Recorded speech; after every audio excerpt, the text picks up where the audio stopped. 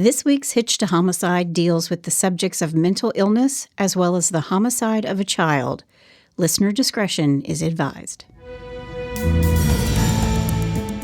Thanksgiving Day 2009. The Merhige and Sitton families are gathering together for a meal. Aunts, uncles, cousins, grandparents. The oldest is 79, the youngest is just 6 years old. But one family member had not been invited to the festivities, but he showed up anyway. And after dinner was over, so were the lives of 4 innocent people. This is Paul Merhige, the Thanksgiving Day killer. Hey y'all, I'm Chris Calvert. And I'm her husband, Rob Pottorff. Welcome to Hitched to Homicide. For better or worse. Till death do us part.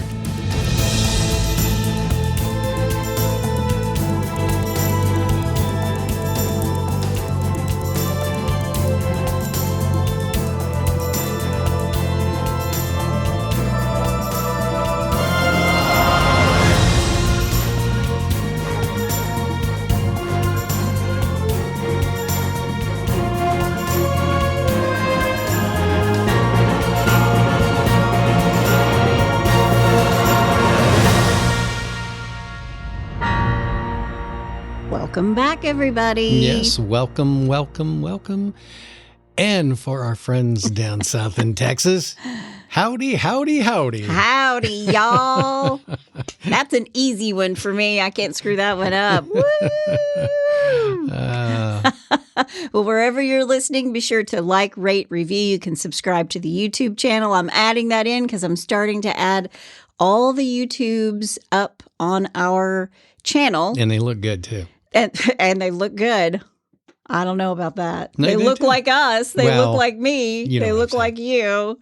But you can go to YouTube and look for Hitched to Homicide True Crime Podcast. There are all kinds of photographs and stuff that I put in there, too. And I throw a few funny things in there, especially when Rob comes up with his little movie, when he inserts little movie quotes. Yeah. So I give you a little glimpse of some stuff. Yeah. So that's fun. Cool. It's Thanksgiving week here in the United States. Gobble, gobble, gobble. We have listeners from all over the world, but in the States, it's Thanksgiving. Yep. I wanted to do a Thanksgiving case. And, it is a true crime podcast, so somebody's dying and it's Thanksgiving, so I don't know. We were going to do one about a turkey that got murdered, but that seemed like it was That was a very open and shut case. Yes, it was. Yeah. He didn't make it. Yeah, exactly. We knew what the ending was. Yeah. If you're out traveling this Thanksgiving, if you're on your way this Wednesday to visit your loved ones, this is a case about loved ones gathering together. So maybe this is a word of caution. Yeah. I don't know. Before I start the case, if you are traveling, be safe. Yep. If you're on the road, be safe. If you're flying, be safe. Everybody be courteous and love everybody. That's what Thanksgiving's all about, is giving thanks for all the things that we have. Yep. This is a Florida case. I have so many sources. I want to thank the Miami Herald, the Tampa Bay Times, the Palm Beach Post, South Florida Sun Sentinel, Murderpedia, CBS News, Gizmodo.com, NBC Miami, CNN, WPTV, MaxVannon.com, the Florida Department of Corrections Offender Network, and Case Law, Knight versus Merhige. Cool. All right. Well, let's do it.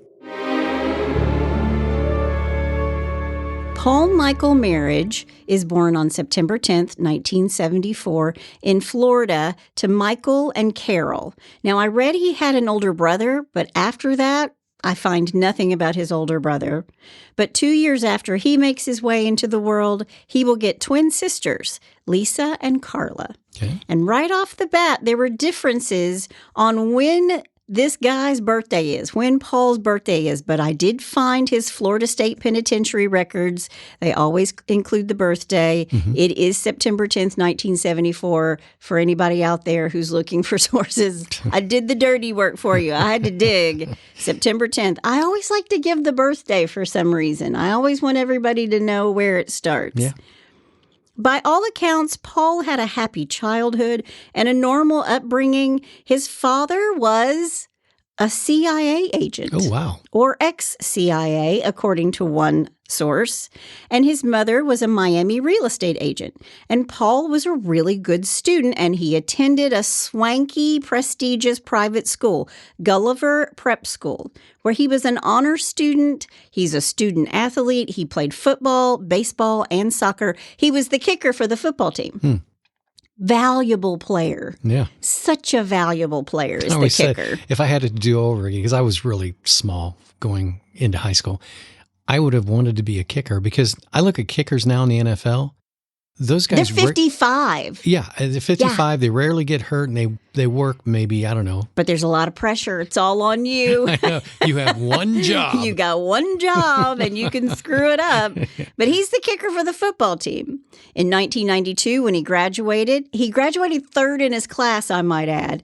Paul was well-liked among his peers. He's a little awkward, but he was studious. And other than that, he was a quiet guy. I did read he was the president of the French Honor Society.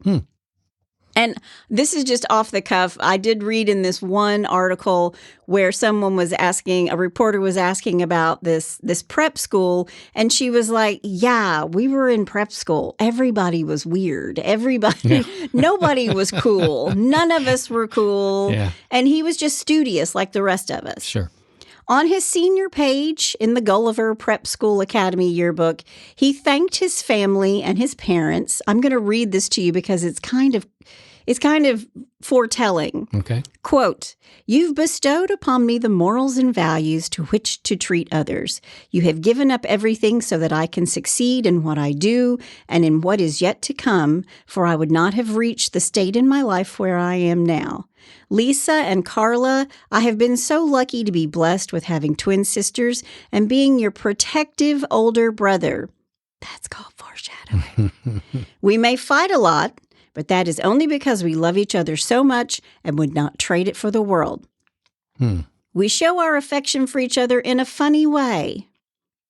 Also called foreshadowing. Okay. "You have both been there for me when I needed someone to listen to. We have shared a lot of great experiences together through the years, and it has shown me not to take advantage of the love of two beautiful sisters such as you."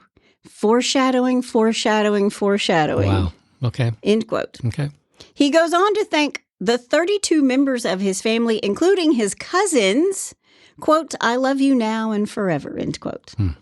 So you think, okay, this is a studious kid, loves his family, seems respectful. Has a big heart. Yeah. After high school, he's accepted and attends the University of Miami, where he planned to graduate and attend medical school. He wanted to be a doctor. Wow. And his high school friends always thought he was the kind of guy who would be really successful. And according to his old football coach, quote, "I thought he'd be running a company or a business or something like that," end quote. Okay. In class, he's confident, and it seemed like he had everything going for him, while other people were just trying to find themselves. And he pushed himself very hard. Paul was a perfectionist. Gotcha. I, too, suffer from this problem. I, too, am a perfectionist. I have a hard time with stuff, so I've really had to learn how to let it go. You got to let it go. I had to do the work to learn how to let it go. Right. I did read that even at 17, he had told one of his buddies that he was worried that he would go bald. And it's my understanding, and from photographs that I've seen, Paul's father didn't have a whole lot of hair on top. Okay. But Paul started using Rogaine in high school. Oh, wow. So preventative measures, nothing wrong with that. And listen, guys, bald guys are sexy. I mean, Vin Diesel. Yeah. Handsome Rob from The Italian Job. Yeah. Love him. Yeah. Let it go. Just be who you are. Let it go. No, not that. Sorry. Not that. Sorry. But Paul goes off to the University of Miami, and it's here that things start to go a little sideways for Paul. According to Paul's mother, Carol, Paul had what she called a nervous breakdown. He was an honor student at the University of Miami, but he battled severe depression, and obsessive compulsive disorder. Gotcha. And according to Dr. Kevin Beaver, a professional who was at one point at Florida State University, quote, mental illness often comes out in college. Pre-existing conditions are triggered by stress and drastic life changes, end quote. And that's true. A lot of kids go through a really tough time their freshman year. They're away from home. Everything's different. Right. And if they have any sort of underlying psychological problems, a lot of times they come to the surface. Now, his family has never discussed much about Paul or his mental illness, but according to all the sources I read, and believe me, I read at least 50 old articles about this case. Oh, wow. At least. Wow. Paul suffered from insomnia, obesity, a receding hairline, and obsessive compulsive disorder. Paul would repeatedly bathe and shave. He would struggle to make a decision. He was unable to hold a job. And when they put him on medication for his OCD, he did not take it. Oh. There are also indications that he had suicide attempts, but it's really hard to tell because his parents have kept his mental health records out of the public eye for the most part. Okay. But one of the suicide attempts involved somehow shooting or attempting to shoot himself. So he's got access to a gun early on. Okay. But according to some experts who've weighed in on this case, people who suffer from OCD will go from a breakdown to violence gradually. So let's talk a little bit about obsessive compulsive disorder just for a second. Because we've all done that thing where we avoid stepping on a crack, step on a crack, break your mother's back. Or the fact that Wayne Gretzky, he doesn't tuck his jersey in on the left side. Or what about if you knock on wood, you say something and then you knock on wood. Or you cross your fingers, or you throw salt over your shoulder. Most of us know that these things are not going to add up to a hill of beans. Most of us do them anyway. I knock on wood all the time, do it all the time. Well, I have one weird one. I don't eat ice cream on Thursday night, but it has nothing to do with OCD. It just means that I've eaten it all before Thursday night. Sorry, go ahead. I'm trying to be serious here. They're all little magical compulsions, but we realize that they're not going to rule our lives, right? But for people with OCD, things like cracks on the sidewalk can rule their life. It's like Jack Nicholson in As Good as It Gets. Where I have to add this, he's a male romance writer, and there's this famous line where the receptionist at his publishing house asks, "How do you write women so well?" And he replies, "I think of a man and I take away reason and accountability." I'm not touching that one. I'm just going to leave it alone. And Melvin in that movie won't step on a crack on the sidewalk. And he also brings his own utensils to the diner where he eats. And he likes to eat in the same booth every single time.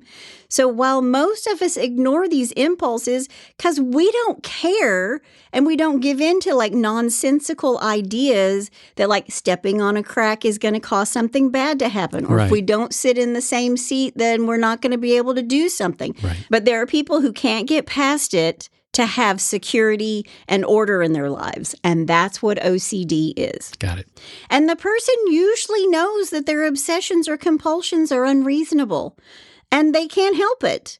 And it causes distress and it interferes with what should be a normal routine. And a person with OCD is literally harassed by recurrent, persistent, and unwanted thoughts and troubled by impulses, feelings, or images which are experienced as intrusive and senseless. Wow. So these thoughts, the impulses, and the feelings, they're not just excessive worries about real life. They're brought on by doubt. And then these people mull them over in their head so many times that it causes this mounting anxiety.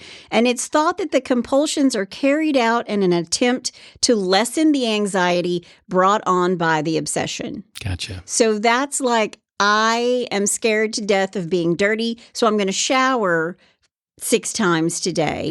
And that's going to lessen my anxiety because I know I've showered and I'm not dirty anymore. Gotcha. Make sense? Yeah. Okay. Which leads me to Paul would shower and shave several times a day. Wow. He would take showers that lasted 5 hours sometimes. 5 hours. Oh, my goodness. Now, we have a daughter who's on Broadway, and when she comes home, there's a full Broadway show going on upstairs in her shower when she's home. And the water bill's about 10 times. And the water bill is 5 times what it is when she's not here. Yep. We love her. I mean, it's kind of become a family joke. Yeah. But he is seriously taking 5-hour showers. And good grief, 5 hours. He would wear 2 pair of underwear, one on top of the other. Well, I was going to ask why, but, there's no reason. No rhyme or reason for it, but I guess that he's just protecting the family jewel. He's protecting the cookies keeping dirt, them clean. Yeah. Keeping everything clean, I guess. Yeah. And according to Dr. Stephen Alexander, who was once the chief psychologist of the Palm Beach Circuit Court, he believes that Paul's obsession with his family probably started with something really small, like a small slight. He felt slighted in some way, and either it's real or perceived, it doesn't matter. Right. He was jealous of his sister's success. He was going to be a doctor, but he couldn't even function once he got to college. So maybe he felt like a failure. Maybe he needed somebody to blame. Or was it altogether something else? And all this started when he went to college, All correct? of this really started when he went to college, although apparently he had signs of it Sure. when he was in high school. Sure. It just kicked in. It kicked into high gear. Right.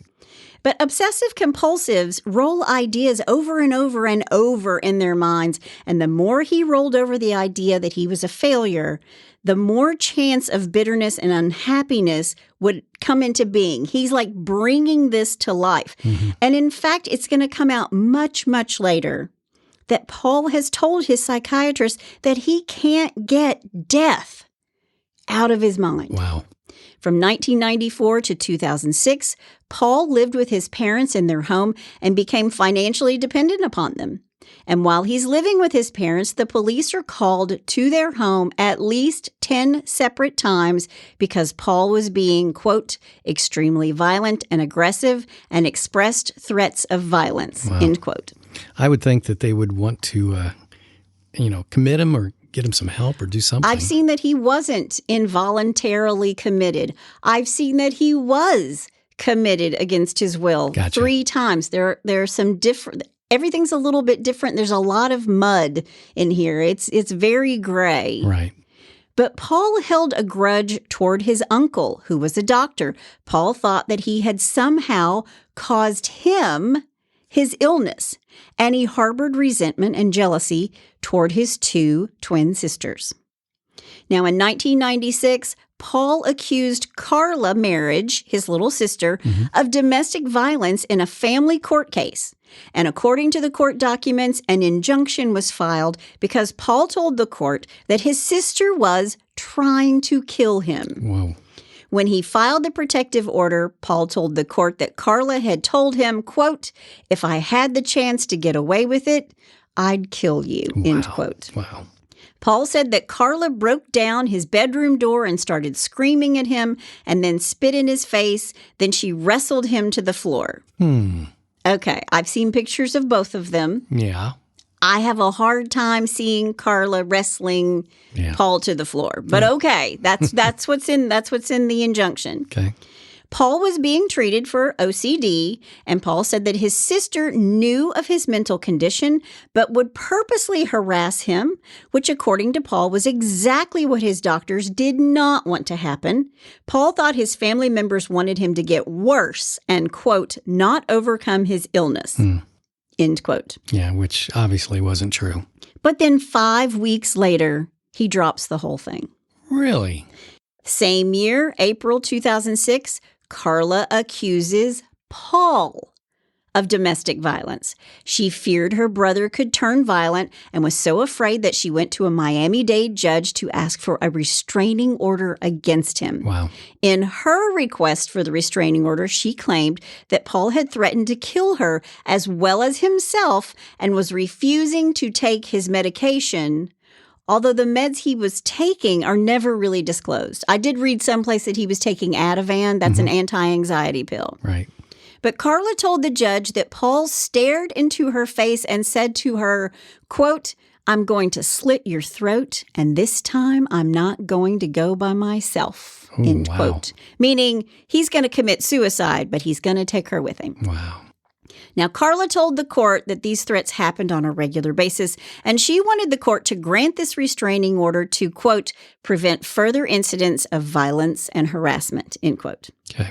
And even though she was afraid, 3 weeks later, Carla petitioned the court to drop that injunction on May 12th, 2006. Why? And no criminal charges were filed in either case. Did they say why it was dropped? No, but my spidey senses, my gut instinct is that the family is saying, let's take care of this internally. Yeah. We don't need to go to a court to have the family. We're airing the family laundry. Right. And I could be way off base. But both times it's all dropped. Okay. That's weird. In early 2009, Paul's parents move him into his own home. It's like, we've had it. Yeah. You're out of here. Time to go. They buy him his own condominium in Miami. That can't be cheap. Right. And during these months, Paul became, quote, extremely reclusive, avoiding contact with others and refusing to allow anyone other than a housekeeper to enter the condominium, end quote. And I don't think Paul's parents had a whole lot of interaction with him because it was the housekeeper who monitored Paul's actions and would report back to his parents. Oh, really? And one of the things that the housekeeper tells Paul's parents, Mike and Carol, Paul's not taking any of his drugs. Paul is not taking his heavy doses of prescribed medications. See, I'd be afraid to be the housekeeper.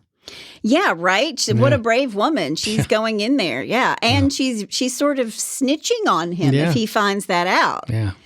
So he's living alone in a condo. His parents provide for him. He's on total disability. He's collecting $900 a month. Okay. And before I go any further, here's some things that have been said about Paul. I don't know what's true, what isn't, because there's a family that's completely fractured. There are two families that are completely fractured because of Paul. Right. It's been said that Paul was involuntarily committed into a mental hospital, that he had ECT, electroconvulsive shock therapy. But another family member who was a doctor said that Paul wasn't mentally ill. He was a faker. He was a spoiled rich kid who harassed his twin sisters. Wow. He was smart. He would look up diseases and then display the symptoms. One day it would be chronic fatigue. Then the next day it would be OCD.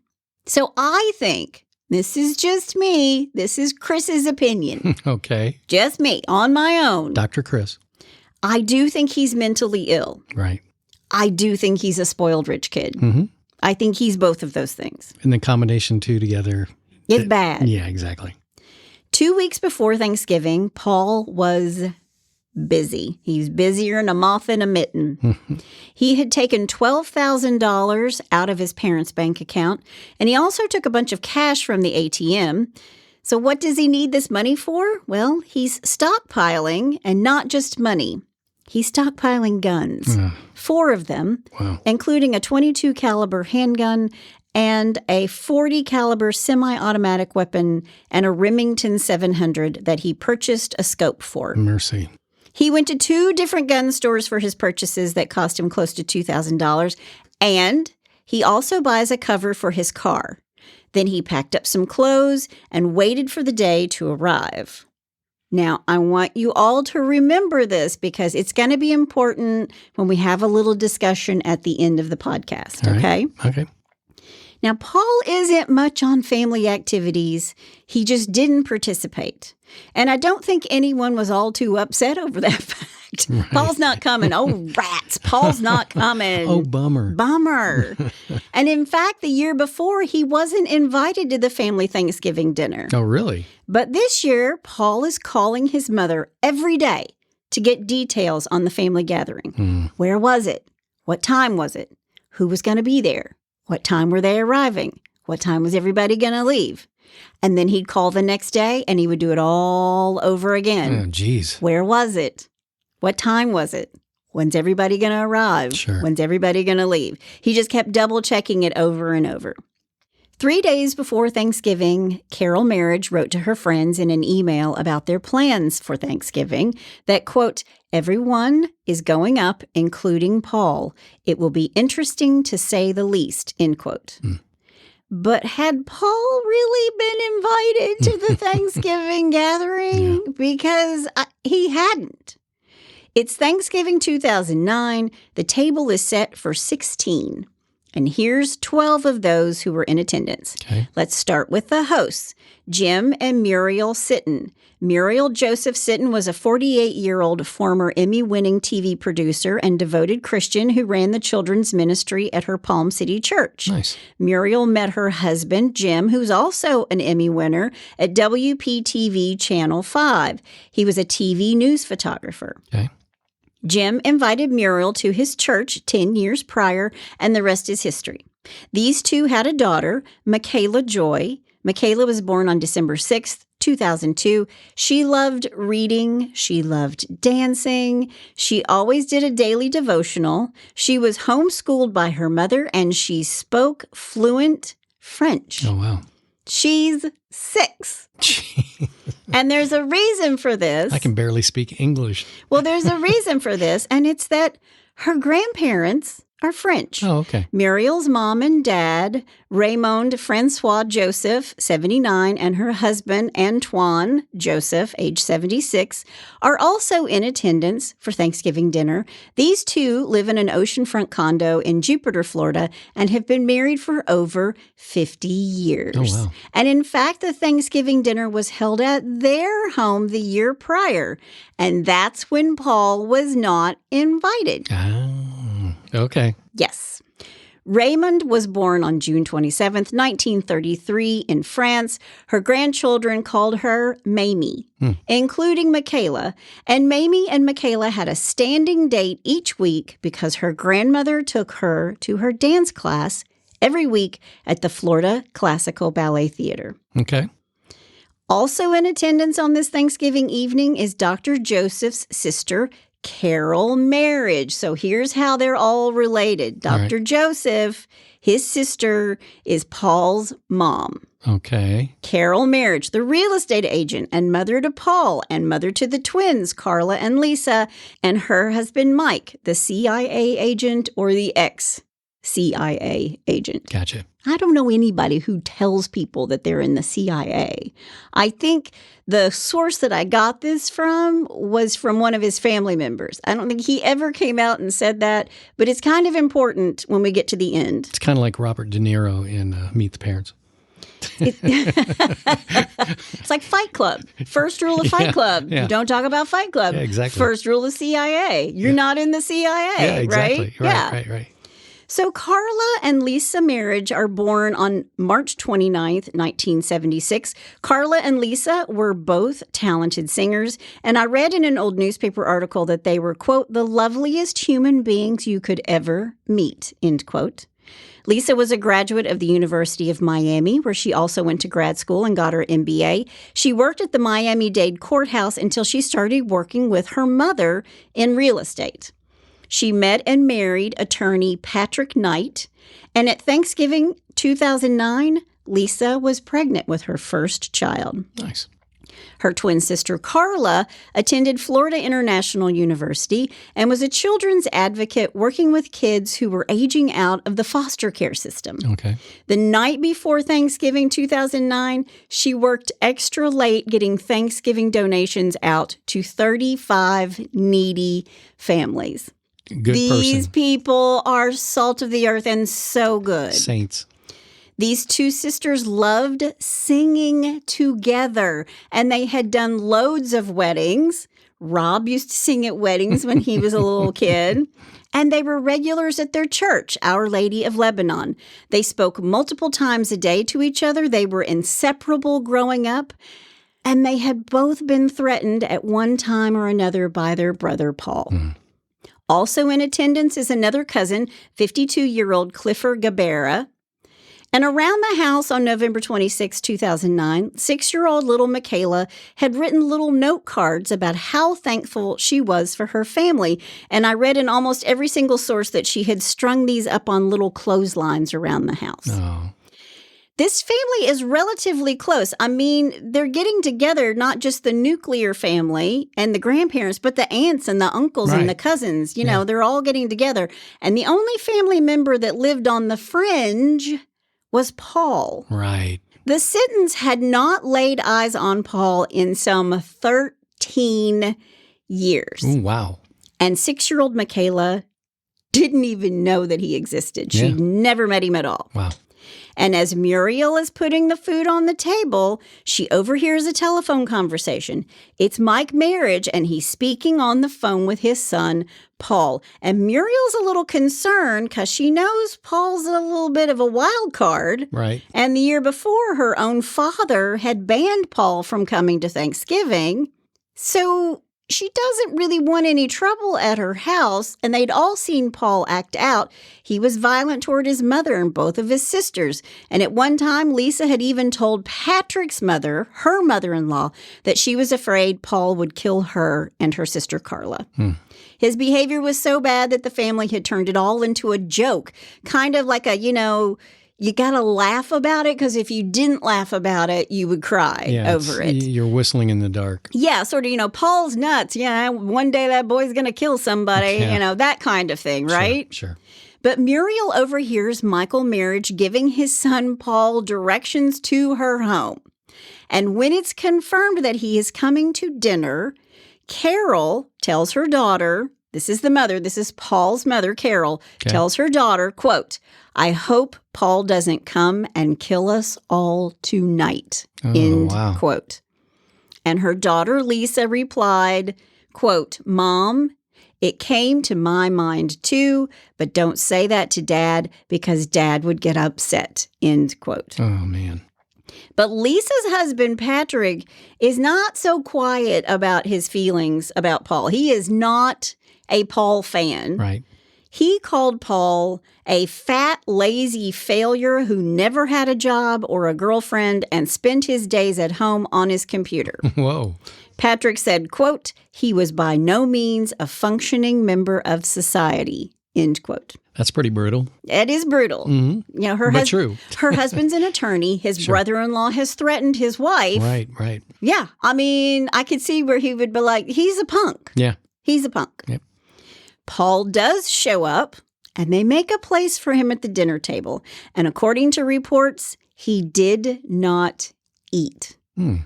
Hinky. Yeah. Who doesn't eat Thanksgiving dinner? And that's some of the best food of the whole year, in my opinion. Except for the leftovers. But he didn't eat. He did not eat. Yeah. And he was quiet. And he didn't say very much. And Paul will be with the family for about 3 hours, quietly sitting on the outskirts of all the conversations, not eating, just observing. That's creepy. Yeah, really, it's like having a stalker in the room. Yeah, exactly. Yeah.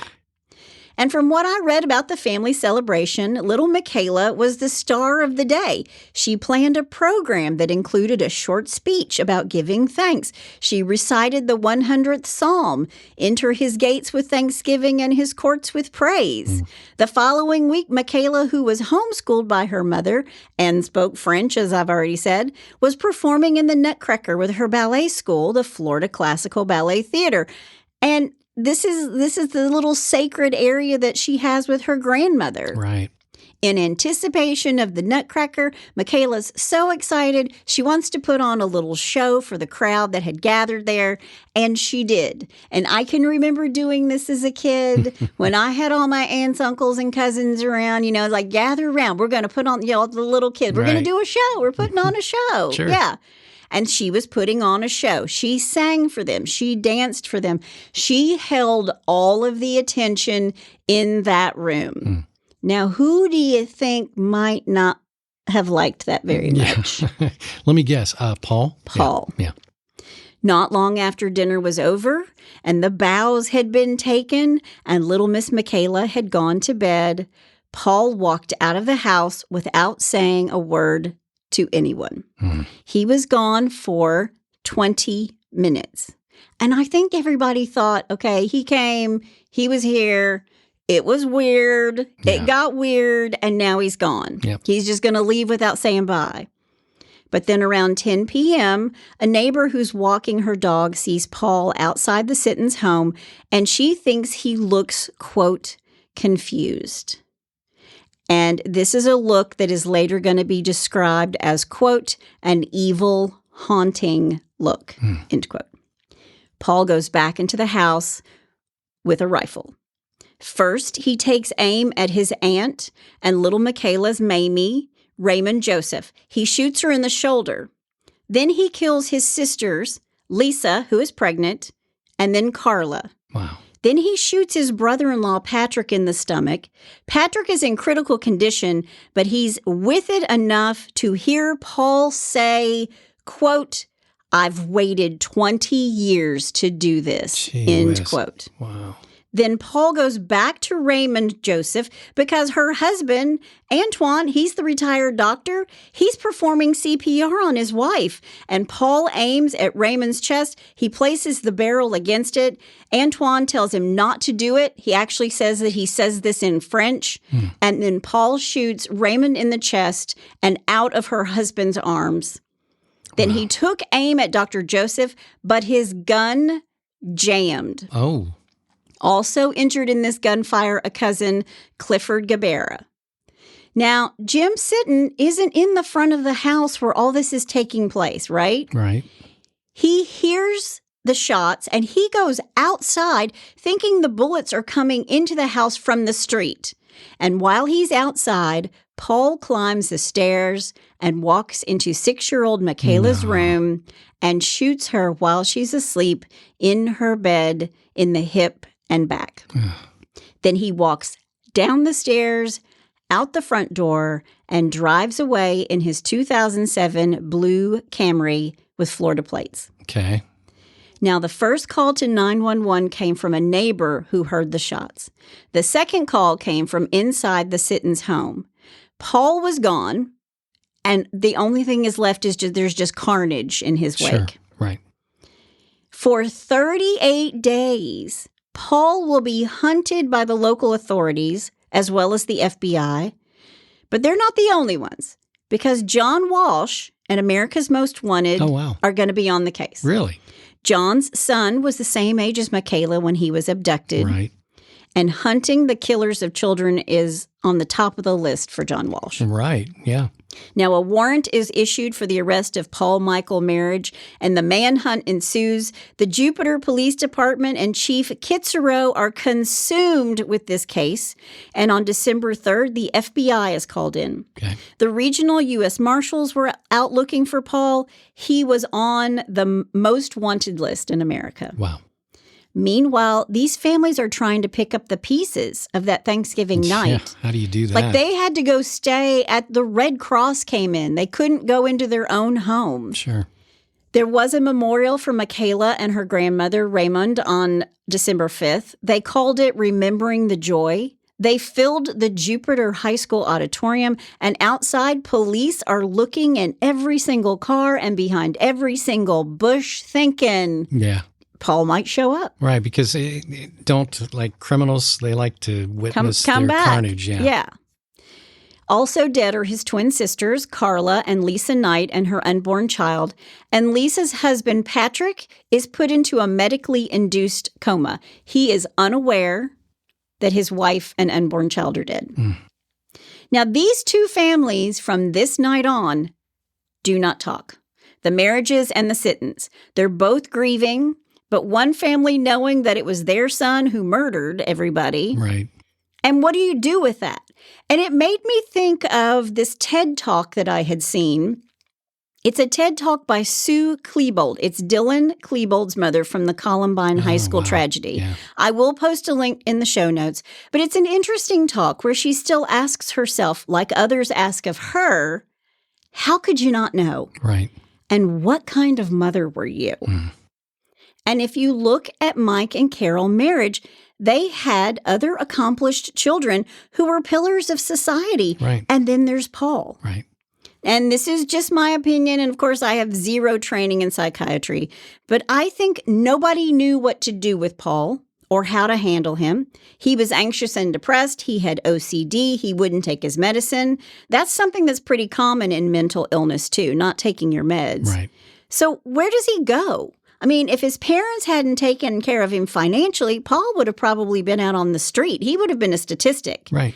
And all of this is part of the mental health discussion that really needs to happen. But it's usually something no one wants to talk about. Right. So these two families are very divided at this point. How could they not be? The Sittons are devastated. Paul murdered Jim and Muriel's beautiful daughter and Muriel's mother. Mm-hmm. Authorities don't think that Paul's ventured too far from home. He's not capable of doing that, of navigating that, because there are too many little things that need to be right for him, right? Exactly. And he'd always been taken care of by his parents. And they knew he had some cash, but that's going to run out eventually. He'd never had a job that he could keep, so it wasn't like he's going to be able to go out and get hired by somebody. He didn't have friends, and his family, those are the people that he just finished shooting. Right. And they're not going to help him. Yeah, there's nobody left. It's now a waiting game. And the U.S. Marshals were right. Paul had gone to the Florida Keys, and he was staying in the Edgewater Lodge, a small hotel along an isolated stretch of US 1 at mile marker 65. He had prepaid for 2 weeks in cash and checked in under the name John Baca, B-A-C-A. Okay. He buys himself underwear. Lots of it. Because remember, he's wearing two pair at a time. Yeah. Snack packs like pudding, a helium tank. A helium tank? A helium tank. What was that for? Well, I think he thinks he can kill himself with the helium tank. Okay. And some other items like canned beans, but he didn't forget his allergy medication or ibuprofen. Okay. So you got to hand it to him, right? Yeah.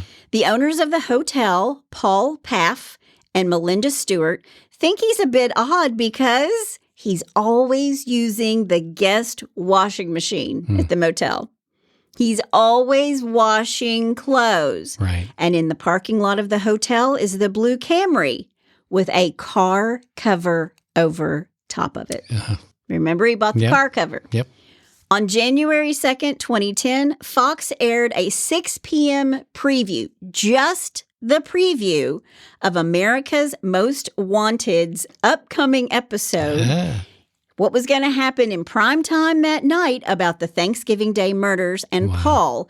And guess who just so happened to be watching? Yeah. Paul and Melinda, co-owners of the Edgewater Lodge on Long Key. Wow. And she calls the number, dee-dee-dee-dee-dee-dee, and says, Hey, guess what?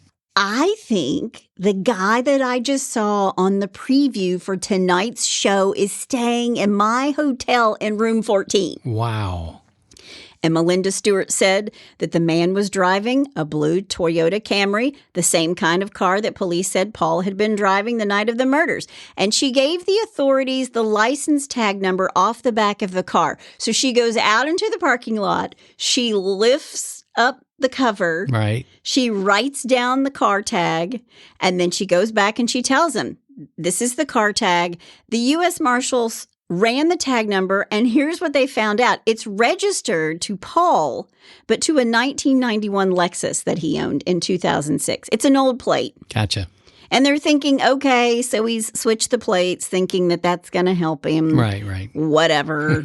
That Saturday night, January 3rd, around 9 p.m., the Florida Regional Fugitive Task Force moved in. And if you can imagine that in your head, that's tactical gear. Oh, That's yeah. the whole 9 yards. Yep. That's who's moving in. Yep.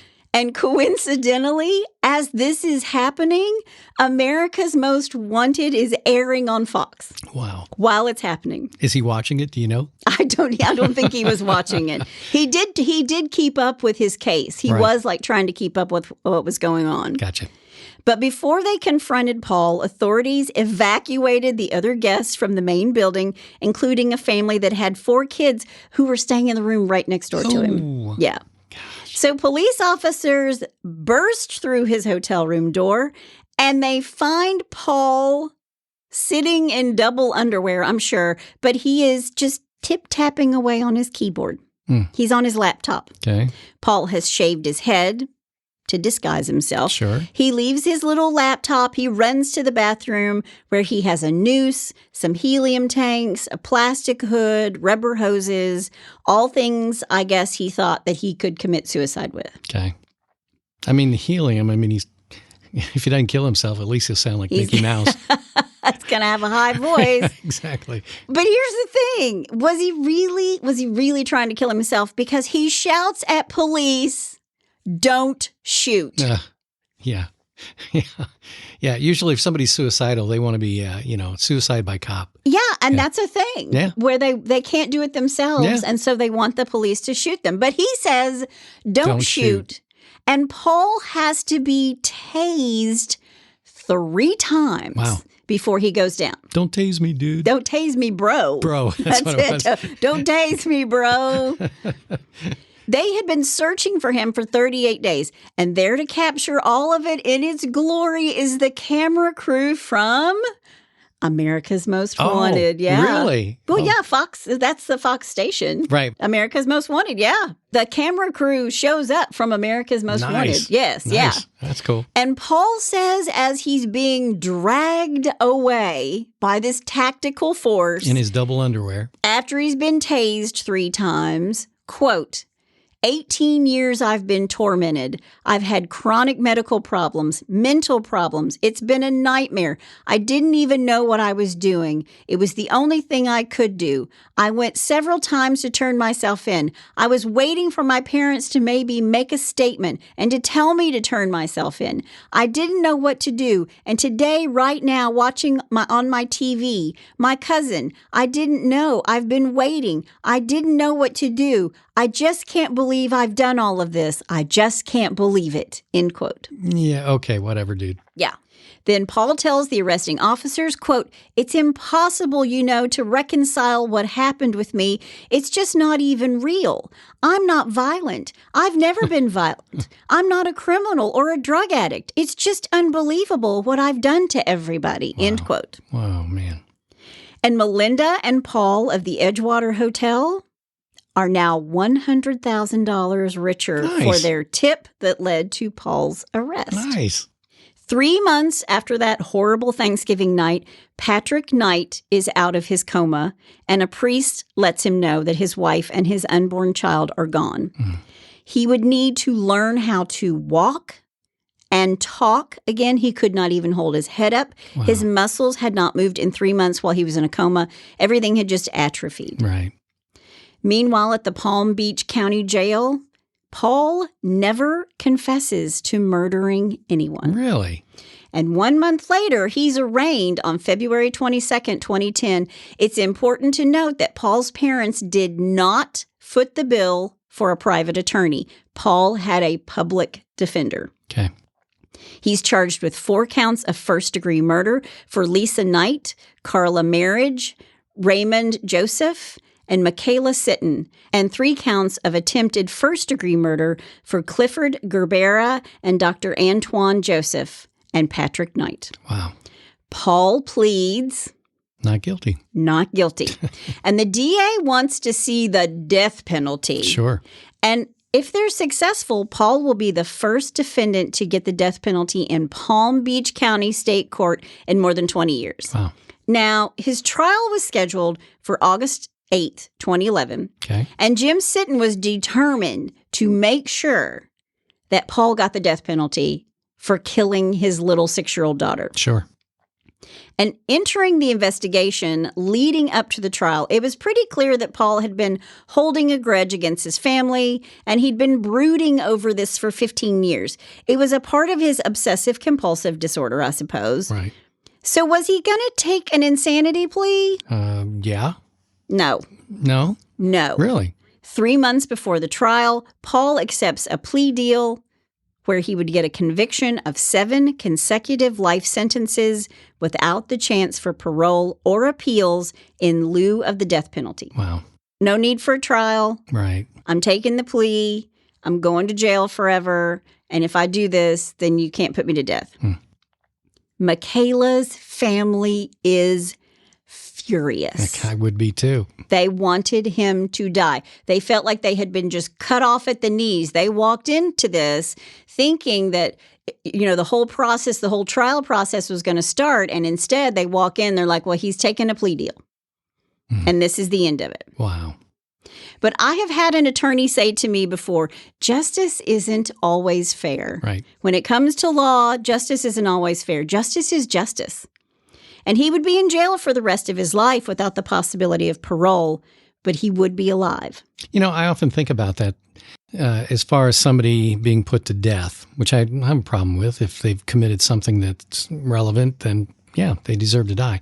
But I always wondered, if they're going to spend the entire rest of their life sitting around in a jail cell, that's got to be torture too. So there's a part of me that almost wants to say, make him rot. Yeah, make him rot. Yeah. Yeah. So they're angry. Makayla's parents are angry. They're so angry that they file a civil suit against Paul's parents, Mike and Carol, claiming that they had been negligent because they knew that their son was planning to attend dinner, even though he wasn't invited, and he didn't tell them that he was coming. Okay. They said they had a bad feeling about Paul coming to dinner that night and even thought that he would kill. Now, remember, people overheard the mother saying, I hope he doesn't kill us, and the sister agreeing, that was my thought too, but don't say that to Dad. Right. And the Sittons were saying that the marriages had the opportunity to stop their son Paul, but they didn't. And this comes out because Patrick Knight, Lisa's husband, filed a similar lawsuit regarding the death of his wife and their unborn child. And I do want to say this suit is going to be rejected. Okay. But one of the things that they said was, Paul's gun jammed. And Mike, if you are ex-CIA and this is your son, why didn't you take him down? Yeah. Why didn't you stop him? Why didn't you tackle him? Right. Why didn't something like this happen? Right. Because then he just turned on his heels and walked up the stairs and killed little Makayla. Right.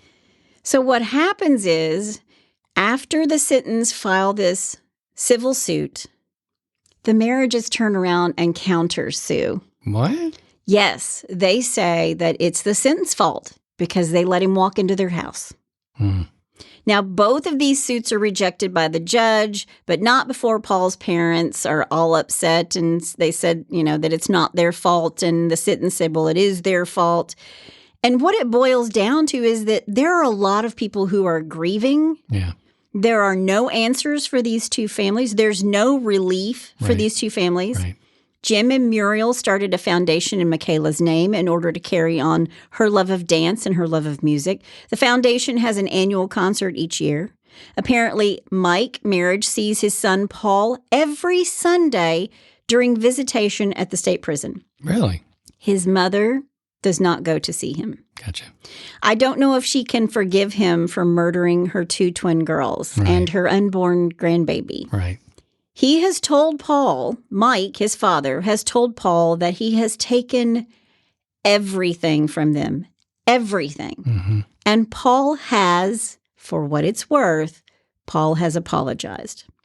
But here's the question.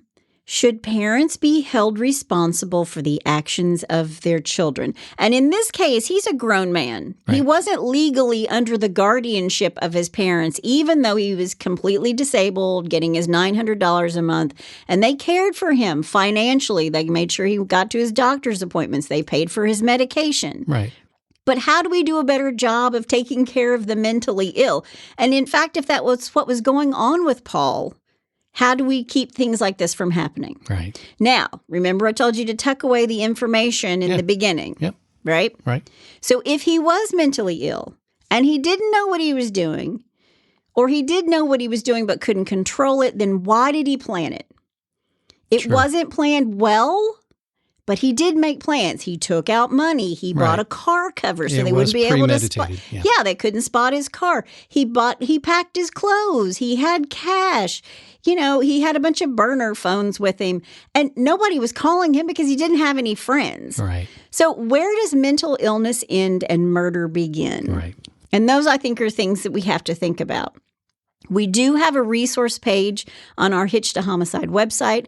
The holidays can be stressful for people, and I urge anyone who's feeling bad to pick up the phone or text. There's now a mental health hotline in the United States. All you have to do is dial 988. Okay. Just like you dial 911 for an emergency. Right. The mental health hotline is 988, or you can text HOME to 741-741. That's good. For now, 48-year-old Paul Merhige sits in the Marion Correctional Institute in Ocala, California. He's prisoner number B10149.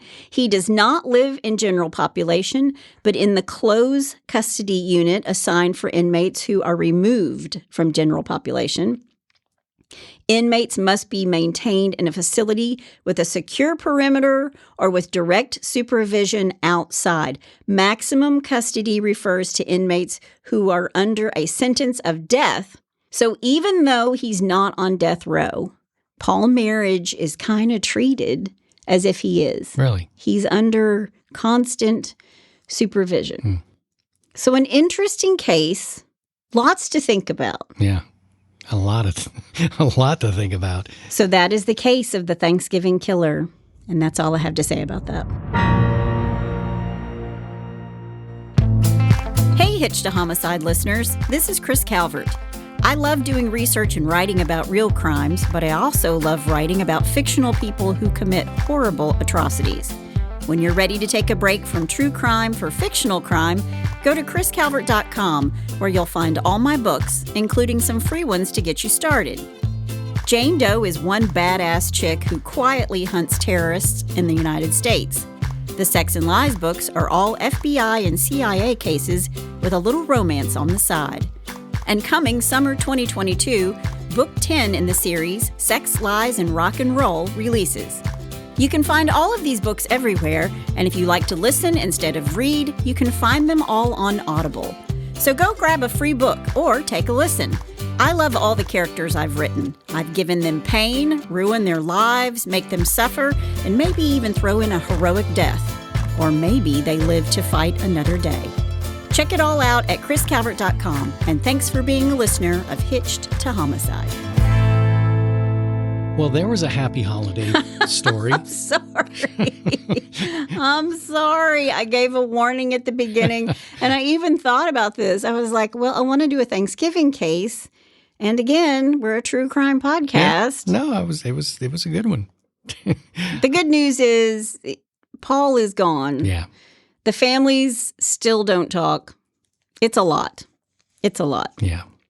Well, let's try to lighten it up a little bit. Please bless somebody's heart. Okay. Well, here's this week's Well, Bless Your Heart.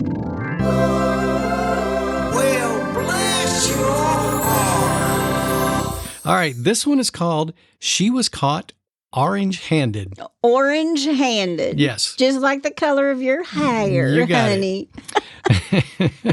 It used to be a little more orange. Okay. A woman was busted for a home invasion in Oklahoma, thanks in part to Cheeto dust found in her teeth, authorities allege. Yeah. Sharon Carr was arrested on a first-degree burglary charge after allegedly committing the dangerously cheesy act Friday at a home in Tulsa, police said. Cops say they arrived at the home that night, where a mom of two young kids had called 911 to report that another lady had pried a screen off her window and had gotten inside. There's a lady in our house. Yep. The snack-loving sneak had already fled, but cops say they found a bag of Cheetos and a bottle of water on the floor near the open window. I mean, it's hard to turn down a Cheeto. It is. A few seconds later, however, Carr allegedly emerged from the shadows, police told news station KTUL. The mom ID'd her as the invader, and the bust was further cemented when they found the incriminating orange snack food residue still stuck in her teeth. Not on her hands? I'm sure they were on her hand, but it was in her teeth, too. Quote, a good reminder that Cheeto dust can be pretty hard to get rid of, Tulsa police wrote on Facebook.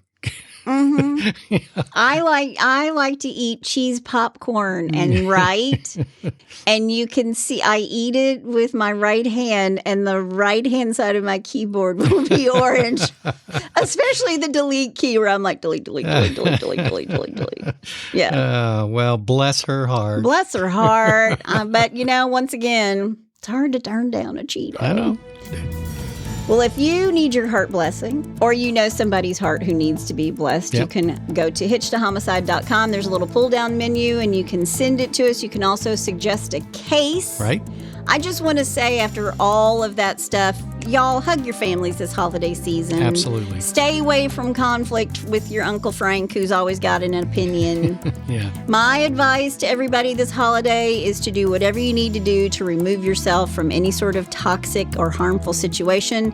And as the saying goes, you can pick your nose, but you can't pick your family. You certainly can't. And dysfunction rears its ugly head during the holidays. It does. So hang in there. And you've got a family with the in-laws and outlaws. All you got to do is go to Facebook, answer a couple questions. It's the most supportive group of cheerleaders online. Really is. Better yet, go out and do something nice for somebody. You don't have to tell anybody about it. It can just be something small. Even a smile. Yes, the smallest things make all the difference. Sure but do. Happy Thanksgiving, you guys. Happy Thanksgiving. We'll see you next time on Hitched to Homicide. Bye, y'all.